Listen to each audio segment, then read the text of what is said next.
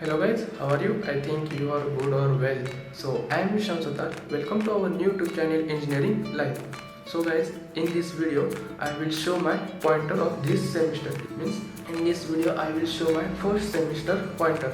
Guys, इस video में मैं मेरा पॉइंटर फर्स्ट सेमेस्टर का पॉइंटर कितना आया है यह दिखाऊंगा और मेरा पॉइंटर क्यों कम आया और क्या गलतियाँ मैंने की जिससे मेरा पॉइंटर इतना कम आया है वो भी मैं इस वीडियो में बताऊंगा। तो चलो तो फिर गाइस इस वीडियो को शुरू करते हैं।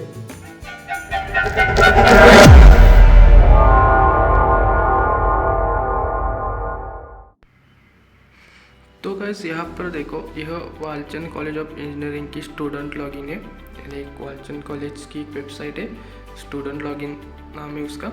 यहाँ पर हमें हमारा यूज़र नेम और पासवर्ड डालना पड़ता है। हमारा यूज़र नेम हमारा PRN होता है, जो रोल नंबर होता है।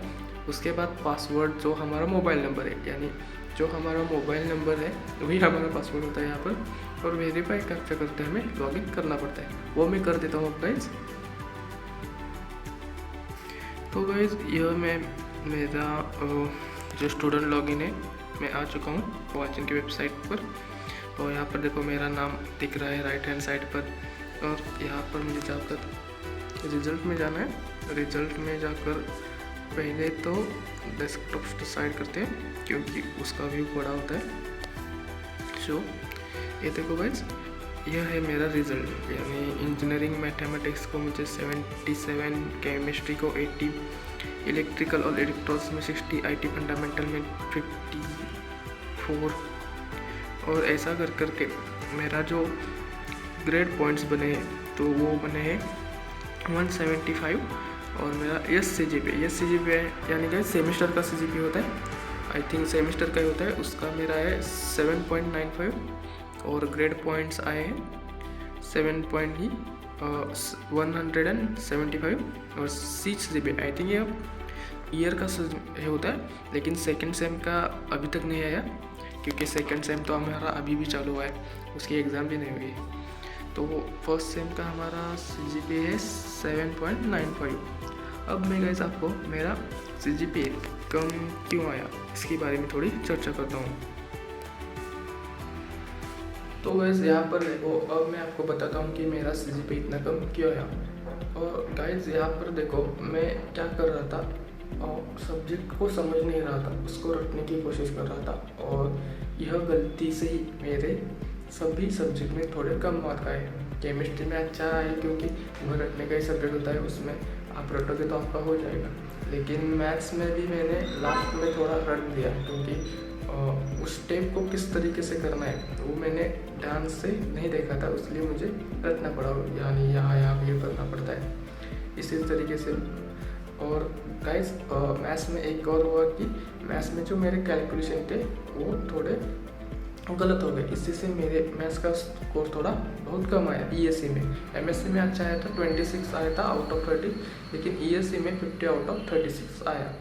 उसके बाद केमिस्ट्री में मुझे MSc में थोड़े कम मिले थे, लेकिन ESE में जो न्यूमेरिकल मैंने किए थे वो बहुत अच्छी तरीके से किए थे, यानी मेरे सभी न्यूमेरिकल सही है।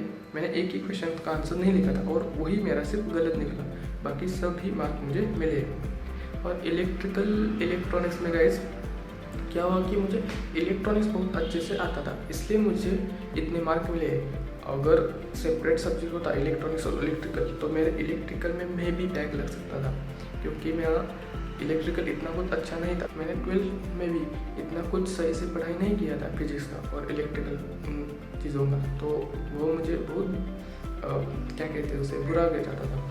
और लेकिन इलेक्ट्रॉनिक्स में डायोड लॉजिक गेट होते हैं तो वह सॉल्व करने में ईजी पड़ता है, वही मैंने सॉल्व किया और मुझे इतने मार्क्स मिले। और गाइस IT फंडामेंटल यह सब्जेक्ट था कंप्यूटर रिलेटेड। और MSc में मुझे ठीक ठाक मार्क मिले थे, 20 आउट ऑफ 19 मिले थे। बट जो ESE हुई थी, ESE में जो लास्ट के 2 मॉड्यूल थे उसमें सर्चिंग सॉर्टिंग और थोड़े एल्गोरिथम लिखने थे। यहाँ पर गाइस क्या हुआ कि सर्चिंग सॉर्टिंग मुझे सही से नहीं आता था, वो C लैंग्वेज करने के बाद जो अरे होते हैं ना, अरे में जो एलिमेंट आपको दिए, समझो मैं एग्जांपल लेता हूँ कि अरे में आपको 5 एलिमेंट दिए 10, 20, 15, 60 और यह आपको इंक्रीजिंग या डिक्रीजिंग ऑर्डर में लगाने हैं।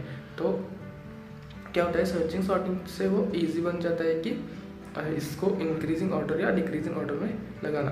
तो उसके हमें अल्गोरिथम लिखने थे। अल्गोरिथम इन दैट सेंस हम इसका कोड किस प्रकार से बनाएंगे, यह सिर्फ हमें यहाँ पर देना था।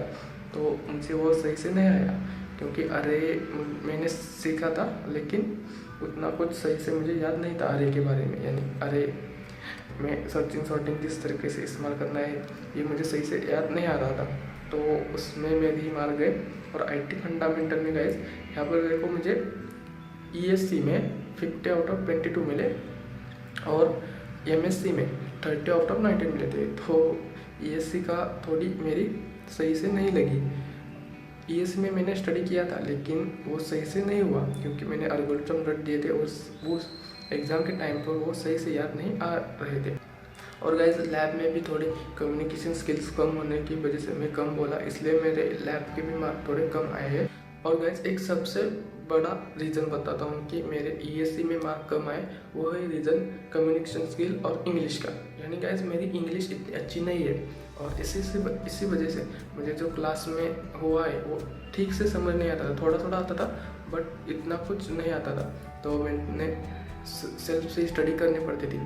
और गाइस ऐसा होता है ना, थोड़ा तो कॉलेज में समझ में आए तो एक अच्छा होता है कि हाँ ये मुझे समझ में आए और इससे आगे मुझे करना है। लेकिन कॉलेज में मुझे थोड़ा सा इतना सा ही समझ में आता था, इसलिए मुझे बहुत कम मार्क्स मिले।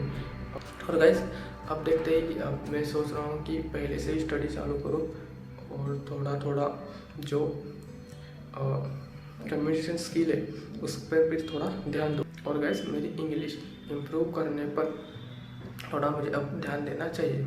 तो गाइस आप भी अपनी इंग्लिश कैसी है और कम्युनिकेशन स्किल कैसे है ये मुझे नक्की कमेंट बॉक्स में बताओ। तो आज के लिए इतना ही गाइस, मिलते हैं नेक्स्ट वीडियो में, तब तक के लिए बाय।